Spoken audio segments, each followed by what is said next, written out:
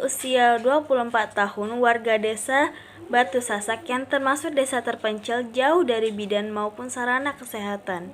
Nyonya Marti meninggal karena mengalami pendarahan setelah bersalin yang ditolong oleh dukun. Darah yang keluar warnanya merah tua, serta kontraksi uterus yang lembek. Penyebab utama kasus pendarahan tersebut di atas adalah A. Atonia uteri. Atonia uteri adalah kondisi yang terjadi ketika rahim tidak berkontraksi atau bisa dikatakan lunak, serta yang darah keluar berwarna merah tua, sehingga terjadinya pendarahan terus-menerus serta sulit untuk dihentikan. Maka dari itu, ibu dapat mengalami pendarahan dan meninggal. Kasus nomor 2, Ibu S melahirkan anak kedua di BPJS Bidan R.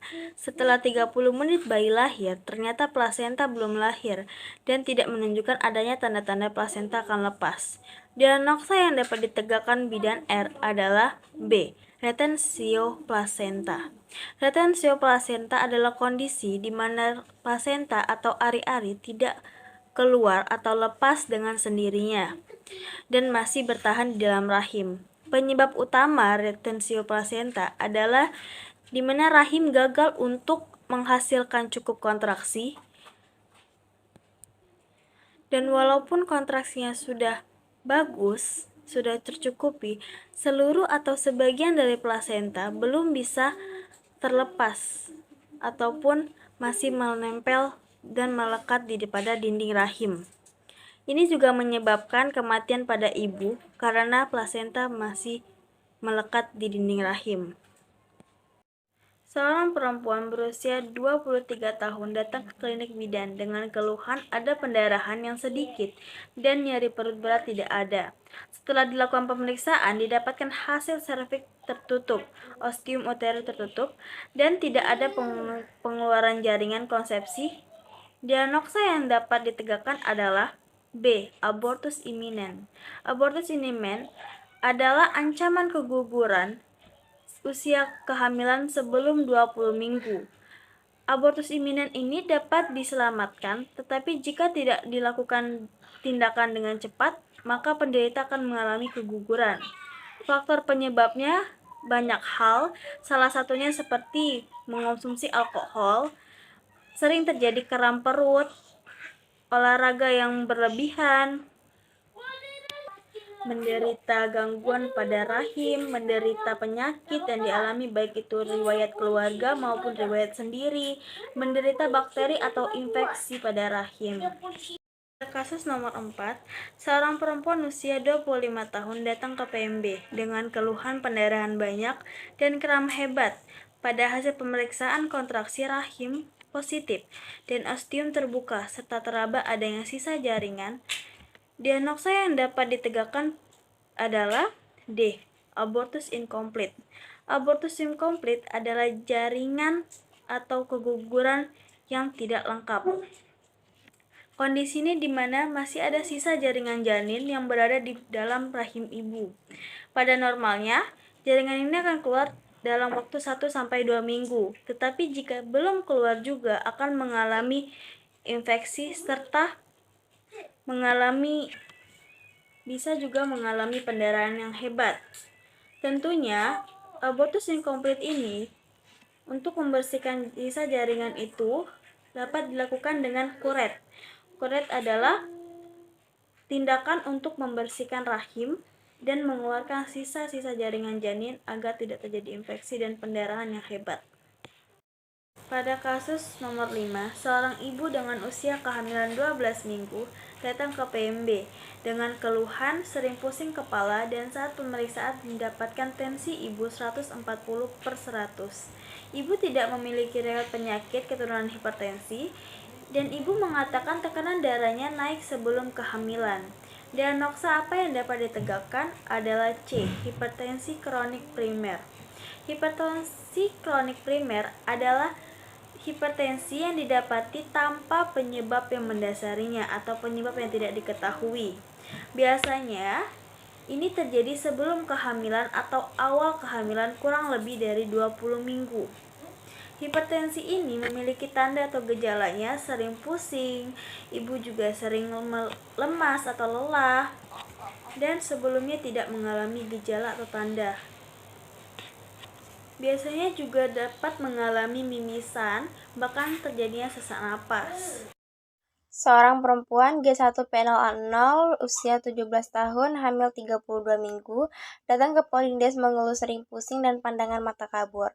Hasil pemeriksaan didapat tekanan darah 160/110, terdapat odem palpebral, DJJ 148 kali per menit. Pemeriksaan dalam belum terdapat pembukaan, protein urin positif 3. Diagnosa kasus tersebut adalah A. Preeklamsi ringan, B. Preeklamsi berat, C. Eklamsia, D. Diabetes mellitus. Nah, untuk menjawab soal ini kita lihat dulu. Tekanan darahnya 160/110. Kemudian pandangan mata ibu kabur dan terdapat odem palpebral. Usianya juga kurang dari 20 tahun dan disertai protein urin positif 3. Jadi jawabannya adalah yang B. Preeklamsi berat. Karena ciri khasnya adalah tekanan darahnya 160/110. Seorang perempuan usia 36 tahun, G2P1A0, hamil usia 19 minggu, datang ke PMB dengan keluhan kram pada perut bagian bawah dan adanya perdarahan bercak dari kemaluannya. Hasil pemeriksaan tekanan darah 120/80, nadi 90 kali per menit, respirasi 20 kali per menit, suhu tubuh 27, derajat Celcius, dan serviks tertutup. Diagnosis yang tepat adalah A. Abortus komplit, B. Abortus insipient, C. Abortus imminens, D. Abortus incomplete. Nah, untuk menjawabnya kita lihat dulu. Keluhannya adalah kram pada perut bagian bawah. Kemudian terdapat bercak keluar dari kemaluannya. Nah, usia kehamilan ibu ini juga 19 minggu. Artinya usia kehamilannya kurang dari 20 minggu. Itu berarti abortus ya. Kemudian serviksnya tertutup. Nah, berarti jawabannya adalah abortus imminens. Seorang perempuan usia 22 tahun, hamil 34 minggu, datang ke PMB diantar oleh keluarganya dalam kondisi tidak sadar, dengan mengalami kejang-kejang. Hasil pemeriksaan, tekanan darah 180/100, nadi 100 kali per menit, pernapasan 16 kali per menit, DJJ irreguler, serta terdapat penimbunan cairan pada wajah, tangan, dan kaki. Penata laksanaan yang tepat pada kasus itu adalah A. Merujuk ke rumah sakit, B. Memberikan MGSO4 dan rujuk ke rumah sakit, C. Memberikan diazepam dan rujuk ke rumah sakit, D. Pemasangan infus dan rawat di PMB sampai sehat. Jadi penata laksanaan kasus tersebut adalah dengan memberikan MGSO4 dan merujuknya ke rumah sakit. Pemberian MGSO4 ini diutamakan untuk pasien dengan gangguan fungsi organ-organ penting. Misal, untuk mengganggu tekanan darah, memperbaiki asidosis, mencegah terjadinya dekompensasi kordis, dan mempertahankan ventilasi paru-paru. Jadi jawabannya adalah yang B, memberikan MGSO4 kemudian merujuknya ke rumah sakit. Seorang perempuan usia 28 tahun, hamil 32 minggu, datang ke PMB dengan keluhan keluar darah merah segar dari kemaluannya sejak tadi pagi tanpa disertai nyeri perut. Hasil pemeriksaan didapat tanda-tanda vital dalam batas normal, abdomen tidak tegang, DJJ 148 kali per menit. Apakah diagnosis dari kasus di atas? A. Ruptur sinus marginalis, B. Abortus, C. Solusio placenta, D. Placenta previa. Nah, untuk menjawab soal ini kita lihat dulu. Keluhannya keluar darah merah segar dari kemaluannya dan tanpa disertai nyeri perut. Kemudian abdomennya tidak tegang, DJJ-nya 148 kali per menit. Usia kehamilannya 32 minggu, berarti sudah termasuk trimester ketiga.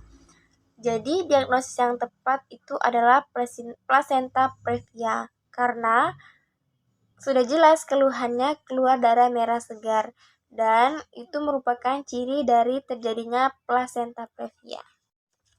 Seorang perempuan usia 30 tahun, usia kehamilan 19 minggu, datang ke puskesmas dengan keluhan kram pada perut bagian bawah dan adanya perdarahan dari kemaluannya.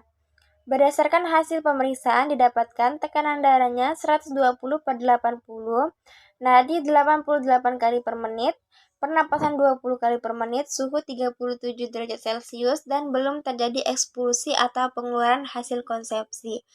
Pada pemeriksaan dalam serviks terbuka, diagnosis pada kasus tersebut adalah A. Abortus komplit, B. Abortus insipient, C. Abortus imminens, D. dan abortus incomplete.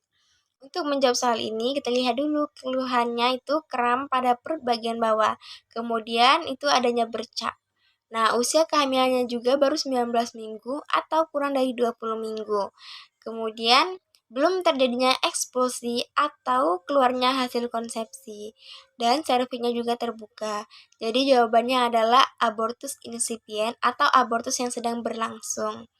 Dan abortus insipient ini biasanya tidak bisa dipertahankan.